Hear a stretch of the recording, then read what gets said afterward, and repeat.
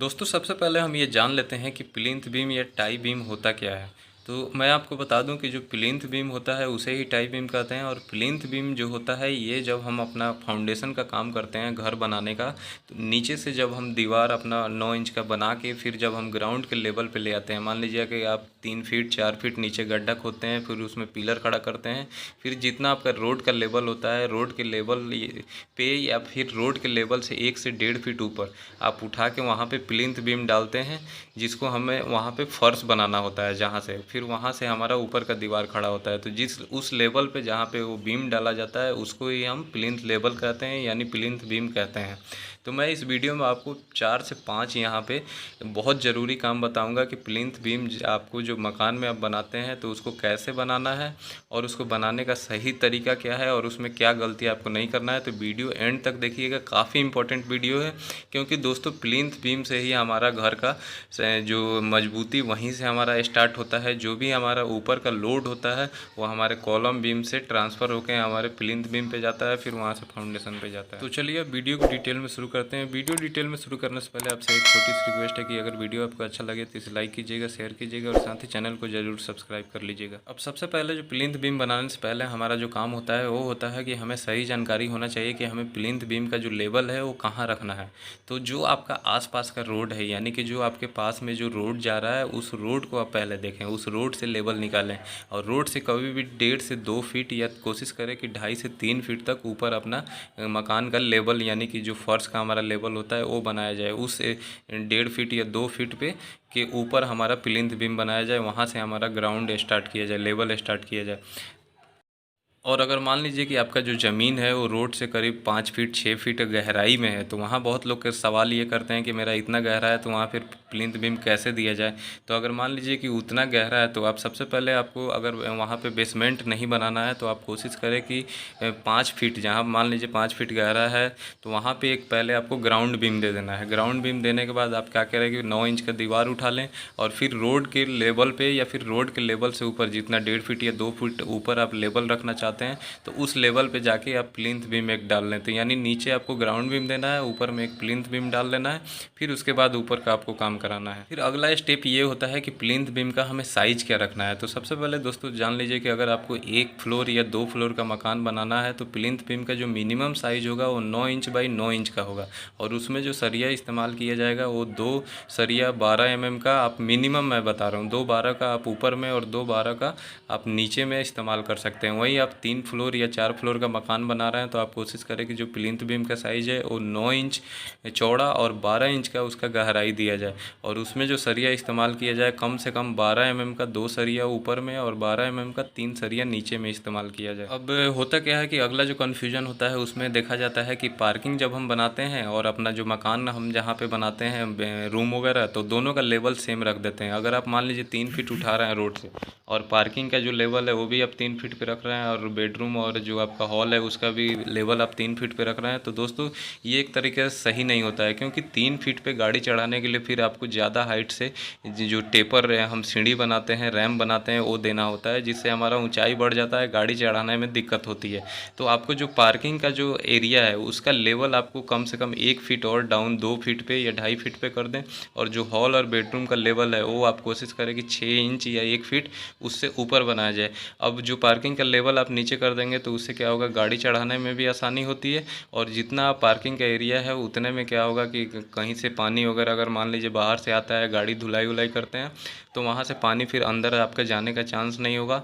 और फिर अगर थोड़ा सा लेवल आप डाउन कर देंगे तो वहाँ मिट्टी का फिलिंग का कॉस्ट या फिर ईंट का या फिर जो भी है और सामान का आपका कॉस्टिंग भी बच जाता है। अब बहुत लोगों का सवाल ये होता है कि प्लिंथ बीम जब बनाया जाए तो क्या उसमें डीपीसी यानी कि प्लिंथ बीम और डीपीसी दोनों देना ज़रूरी है। तो दोस्तों हाँ, आपको दोनों देना ज़रूरी इसलिए है क्योंकि मान लीजिए कि जब आप प्लिंथ बीम अपने ग्राउंड लेवल पे दे देते हैं रोड के लेवल में और फिर आप जब उसके ऊपर डीपीसी देते हैं, यानी 1 फीट आप क्या करें कि प्लिंथ बीम देने के बाद 1 फीट का चुनाई करा दें, फिर उसके ऊपर डीपीसी दें।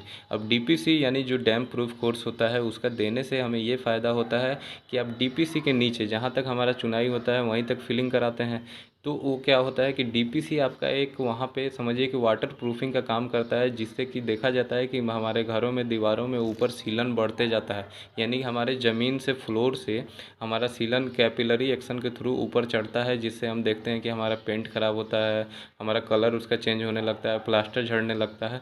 तो वो शिकायत नहीं होती है। तो पहला फ़ायदा आपको ये होता है डीपीसी से। दूसरा ये होता है कि जो बीच में प्लिंथ बीम और डीपीसी के बीच में जो आप ईंट की दीवार बनाए रहेंगे, तो अगर मान लीजिए कि आपका प्लम्बर का कोई भी काम है, टॉयलेट का आपका पाइप, किचन का पाइप वहाँ से निकालना है, तो आपकी जो प्लिंथ बीम है उसको तोड़ेगा नहीं। नहीं तो अगर आप डायरेक्ट प्लिंथ बीम बना देते हैं, उसी लेवल पे रख देते हैं, तो क्या होता है कि अपना लेवल निकालने के लिए बहुत जगह देखा जाता है कि वो बीम को काट देता है, सरिया भी काट देता है, जिससे आपका घर कमज़ोर हो जाता है। तो अगर आप बीच में दीवार दिए रहेंगे तो उसी दीवार से अपना पाइप निकाल लेता है, जिससे आपका जो प्लिंथ बीम है वो बच जाता है। और अगर आप 1 फीट और ऊपर उठा के बनाते हैं, मान लीजिए कि बीच में ईंट का दीवार दे देते हैं, तो अगर वहाँ से वो पाइप निकलता है तो ऐसे भी आपका लेवल उठ जाता है फ्लोर का।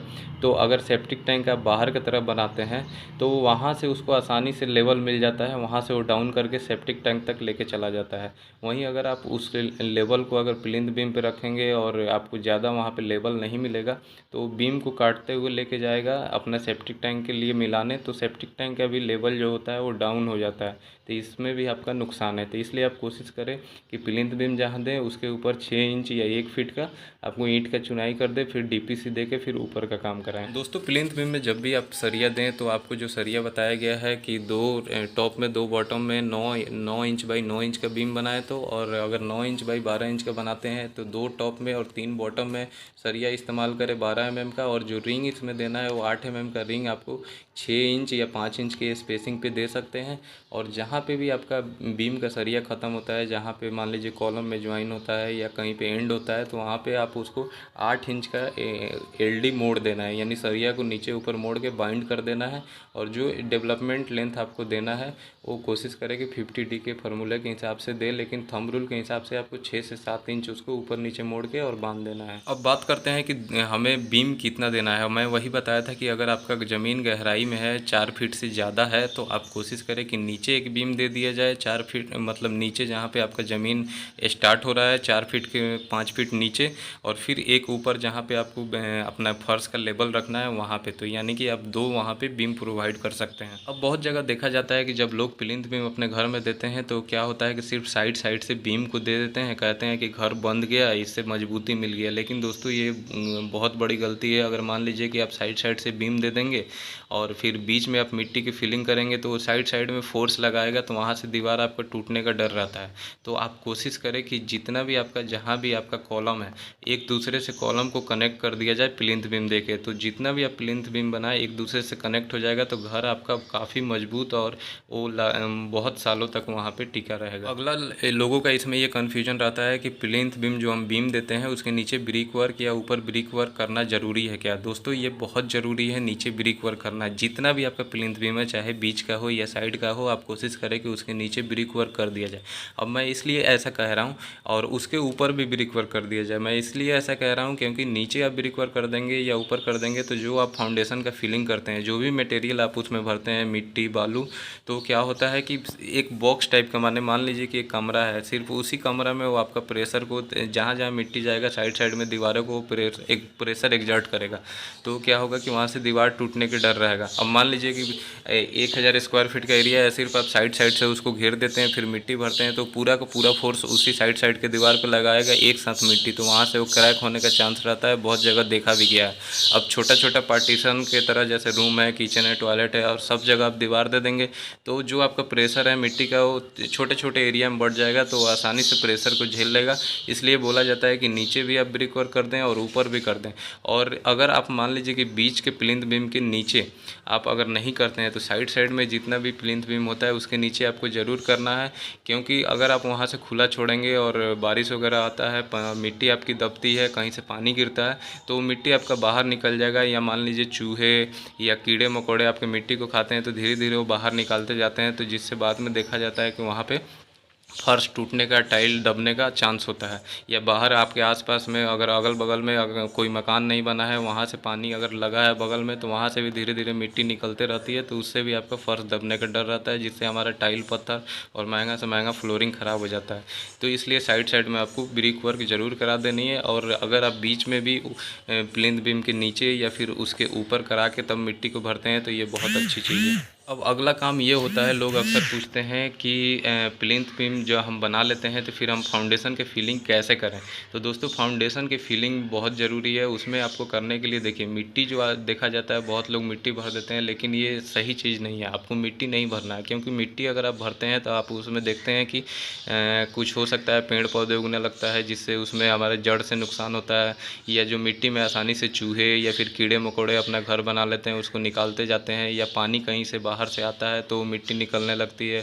मिट्टी में क्या होता है, जब आप पानी डालते हैं तो उस टाइम में आपको बहुत टाइट दिखता है, आप उस पर घर बना लेते हैं, लेकिन बहुत सालों बाद मिट्टी, ये नेचुरल चीज़ है, मिट्टी का को धीरे धीरे बैठती रहती है, जिससे हमारा फ्लोरिंग ख़राब हो जाता है। तो उस केस के लिए आपको क्या करना है कि वहाँ पे जो सैंड, रिवर सैंड मिलता है पीली वाली, आप रिवर सैंड या मोरम भी जिसको बोलते हैं, आप वो भरें। क्योंकि रिवर सैंड में हमें ये फ़ायदा होता है कि वो जब आप पानी डालेंगे, बैठाएंगे, तो तुरंत बैठ जाता है, उसमें किसी तरह का वॉइड यानी जगह नहीं बनता है। और जो चूहे या कीड़े होते हैं, अगर उसको कहीं से अगर निकाल भी देते हैं तो तुरंत बैठ जाता है। जैसे ही वो निकालते हैं, वो भरभरा कर गिर के बैठ जाता है। ऐसा नहीं है कि वो जगह बन गया और बाद में फिर वो बैठेगा। तो ये हमें उसमें फ़ायदा मिलता है। तो दोस्तों, मैं उम्मीद करता हूँ कि आपको मेरा वीडियो समझ में आ गया होगा और अच्छा लगा हो। वीडियो अच्छा लगा हो तो इसे लाइक कीजिए, शेयर कीजिए और साथ ही चैनल को सब्सक्राइब कर लीजिए।